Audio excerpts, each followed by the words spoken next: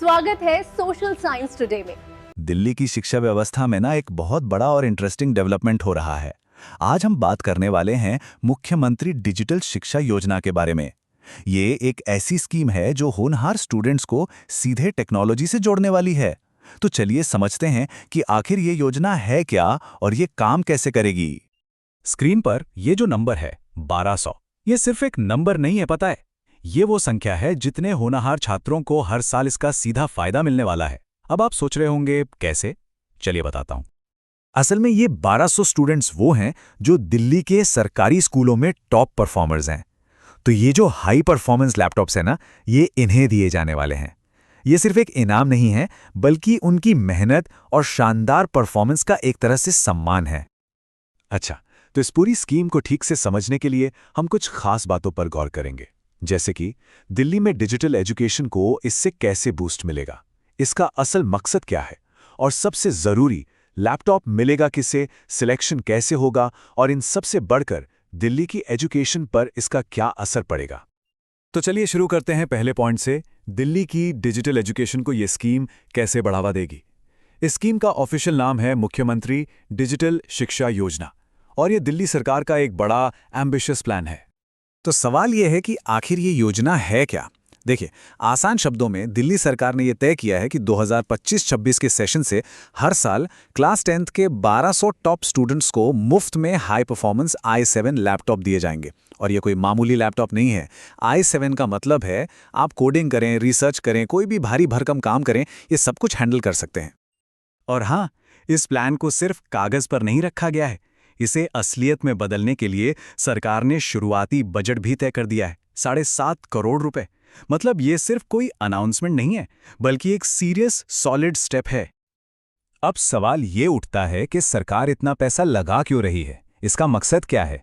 तो चलिए अब बात करते हैं इसके गोल की, कि कैसे स्टूडेंट्स को एक डिजिटल फ्यूचर के लिए तैयार किया जा रहा है। देखिए, इसका मकसद सिर्फ लैपटॉप बांटना नहीं है, ये उससे कहीं ज्यादा बड़ा है। इसका गोल है डिजिटल लिटरेसी को बढ़ाना, मतलब जो डिजिटल डिवाइड है ना, उसे कम करना, स्टूडेंट्स को और अच्छा करने के लिए मोटिवेट करना, और तो और उन्हें जेईई और यूपीएससी जैसे बड़े कॉम्पिटिटिव एग्जाम्स की तैयारी में मदद करना। एक तरह से ये डिजिटल इंडिया के विजन को जमीनी स्तर पर सच करने जैसा है।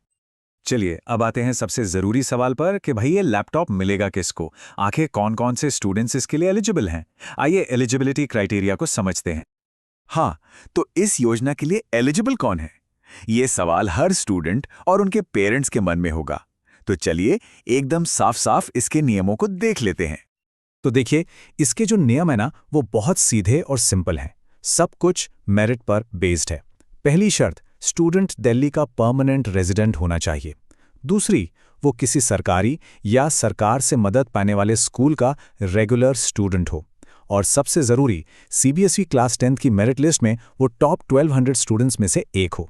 और एक और ख़ास बात, इसमें परिवार की इनकम की कोई लिमिट नहीं है, मतलब सिर्फ और सिर्फ एकेडमिक परफॉर्मेंस ही देखी जाएगी। अच्छा, तो कौन एलिजिबल है ये तो साफ हो गया। अब ये भी समझ लेते हैं कि कौन एलिजिबल नहीं है। तो देखो, दिल्ली के सरकारी और गवर्नमेंट एडेड स्कूलों के रेगुलर स्टूडेंट्स तो इसमें शामिल हैं, लेकिन जो प्राइवेट कैंडिडेट्स हैं या ओपन स्कूल के स्टूडेंट्स हैं, वो इसमें नहीं आते। और हाँ, ये स्कीम लड़के और लड़कियों में कोई भेदभाव नहीं करती। जो भी मेरिट में आएगा उसे ये मौका मिलेगा। ठीक है, एलिजिबिलिटी तो समझ आ गई। अब अगला बड़ा सवाल ये है कि सिलेक्शन होगा कैसे, क्या कोई फॉर्म भरना पड़ेगा। चलिए इस प्रोसेस को समझते हैं।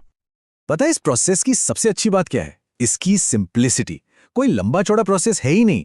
जैसी सीबीएसई क्लास 10th के रिजल्ट्स आते हैं, सिस्टम अपने आप मेरिट लिस्ट से टॉप 1200 स्टूडेंट्स को आइडेंटिफाई कर लेता है, बस। और फिर उन्हें एक फंक्शन में लैपटॉप दे दिए जाते हैं। मतलब कोई फॉर्म नहीं भरना, कोई लाइनों में नहीं लगना। पूरी की पूरी सिलेक्शन प्रोसेस सिर्फ और सिर्फ मेरिट बेस्ड है। स्टूडेंट्स को बस अपनी पढ़ाई पे फोकस करना है।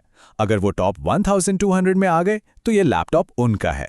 इससे पूरी प्रक्रिया एकदम ट्रांसपेरेंट और सिंपल हो जाती है। पर रुकिए, कहानी यहीं खत्म नहीं होती। ये जो लैपटॉप स्कीम है ना, ये एक बहुत बड़े प्लान का बस एक हिस्सा है। सरकार सिर्फ स्टूडेंट्स को लैपटॉप नहीं दे रही, बल्कि स्कूलों का पूरा डिजिटल ढांचा ही बदल रही है। मतलब सिर्फ इंडिविजुअल स्टूडेंट्स को डिवाइस देना ही काफ़ी नहीं है। सरकार स्कूलों में डिजिटल इंफ्रास्ट्रक्चर को भी बड़े पैमाने पर अपग्रेड कर रही है। इसी के तहत एक बहुत बड़ा प्रोजेक्ट चल रहा है स्कूलों में नई कंप्यूटर लैब्स बनाने का। तो पहले फेज में मतलब 2025-26 के सेशन में ही 175, जी हाँ 175 नई और मॉडर्न कंप्यूटर लैब्स बनाई जाएंगी। और हर एक लैब में 40 डेस्कटॉप कंप्यूटर्स होंगे। सोचिए, एक साथ कितने सारे स्टूडेंट्स टेक्नोलॉजी का इस्तेमाल कर पाएंगे। और जाहिर है, इतने बड़े प्रोजेक्ट के लिए इन्वेस्टमेंट भी बड़ा होगा। सिर्फ इन कंप्यूटर लैब्स के लिए 50 करोड़ रुपए का बजट रखा गया है। ये नंबर दिखाता है कि सरकार डिजिटल एजुकेशन को लेकर कितनी सीरियस है। तो इन सब चीजों का, लैपटॉप स्कीम, नई कंप्यूटर लैब्स, इन सब का दिल्ली की एजुकेशन के लिए मतलब क्या है? चलिए इसके इम्पैक्ट को समझते हैं। तो कुल मिलाकर देखें तो ये स्कीम सीधे तौर पर मेहनत और एकेडमिक कामयाबी को इनाम दे रही है। ये उन स्टूडेंट्स को टेक्नोलॉजी दे रही है जिनके पास शायद पहले ये रिसोर्स नहीं था। सिलेक्शन का तरीका एकदम साफ और सिंपल है, और ये सब डिजिटल एजुकेशन के भविष्य में एक बड़े इन्वेस्टमेंट का हिस्सा है। मतलब ये सिर्फ एक स्कीम नहीं बल्कि फ्यूचर की नींव है। आखिर में एक सवाल पर सोचना जरूरी है। जब इस तरह सीधे मेरिट के आधार पर स्टूडेंट्स को टेक्नोलॉजी से जोड़ा जाता है, तो ये पब्लिक एजुकेशन के फ्यूचर को कैसे बदल सकता है? जरा सोचिए, इसके लॉन्ग टर्म रिजल्ट्स क्या हो सकते हैं।